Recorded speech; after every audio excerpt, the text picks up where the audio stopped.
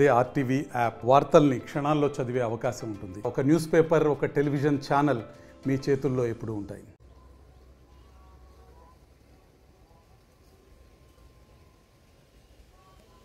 గడిచిన 5 సంవత్సరాల విధ్వంసం ఆంధ్రప్రదేశ్లో నుంచి చరమగీతం పాడుతూ వికసిత ఆంధ్రప్రదేశ్ కోసం డబుల్ ఇంజిన్ సర్కారు అవసరం అనేటటువంటి పిలుపుతోటి ఎన్డీఏ కూటమి Telugu Desam party, Bharatiya Janata party, Janasena party 3 పార్టీలు కూడా ఎన్డీఏ కూటమిగా రావటం, డబుల్ ఇంజిన్ సర్కార్కి ప్రజలను అప్పీల్ చేయటం. దానిలో భాగంగా గౌరవ ప్రధానమంత్రి నరేంద్ర మోడీ గారు ఆంధ్రప్రదేశ్లో ఎన్నికల ప్రచారం సందర్భంగా వికసిత ఆంధ్రప్రదేశ్ని వికసిత భారతదేశంలో భాగస్వామ్యం చేయడానికి కోసం డబుల్ ఇంజిన్ సర్కారు ఆవశ్యం అని ఏదైతే ఒక పిలుపిచ్చారో దానికి స్పందించినటువంటి ప్రజలు అపూర్వమైనటువంటి విజయాన్ని ఈరోజు కట్టబెట్టారు. ఎన్నికలైన 45-50 రోజులకి ఇవాళ బడ్జెట్ 2024-25కి సంబంధించిన పూర్తి స్థాయి బడ్జెట్ ఏదైతే ప్రవేశపెట్టారో ముఖ్యంగా ఆంధ్రప్రదేశ్కి సంబంధించినటువంటి కొన్ని అంశాలు, ఏదైతే ప్రకాశం జిల్లాకి సంబంధించిన అభివృద్ధికి సంబంధించినటువంటి అవకాశాలు కలిగే విధంగా ఉన్నటువంటి అంశాలు, ఈ అంశాలన్నింటినీ పరిగణలోకి తీసుకొని ఈ బడ్జెట్లో ఏదైతే నిర్మలా సీతారామన్ గారు, ప్రధానమంత్రి నరేంద్ర మోడీ గారు ఏదైతే ఒక మాట చెప్పారో వికసిత ఆంధ్రప్రదేశ్ వికసిత భారత్లో భాగస్వామ్యం చేయాలని, దానికి అనుగుణంగా మొదటి మెట్టు వేయటం జరిగింది. అయితే మొదటి నుంచి కూడా వికసిత భారత్, వికసిత ఆంధ్రప్రదేశ్, వికసిత ప్రకాశం అనేటటువంటి ఒక స్ఫూర్తితోటి మేము పనిచేస్తూ ఉన్నాం.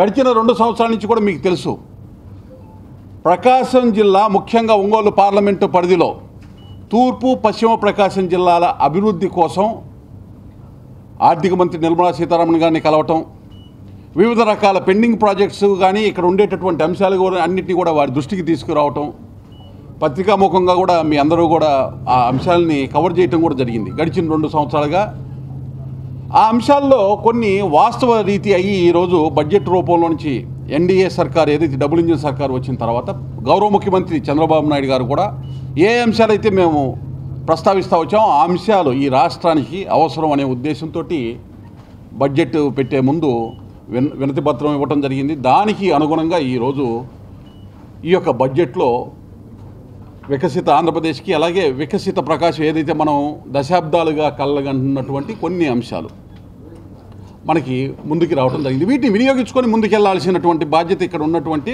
ప్రజాప్రతినిధులు, అలాగే ఎప్పటికప్పుడు ప్రభుత్వాన్ని ఏ అంశాల్లో అయితే మనకి మేలు జరుగుతుందో ఎంపీలు, ఎమ్మెల్యేలు వీళ్ళందరూ కూడా సమన్వయపరుచుకొని ఆ అంశాలన్నీ కూడా రాష్ట్ర ప్రభుత్వం దృష్టికి, అట్లాగే కేంద్ర ప్రభుత్వంలో కూడా ఆయా శాఖల దగ్గరికి వెళ్ళి మాట్లాడాల్సినటువంటి అవసరం ఉంది, ఫాలోఅప్ చేయాల్సినటువంటి అవసరం ఉంది.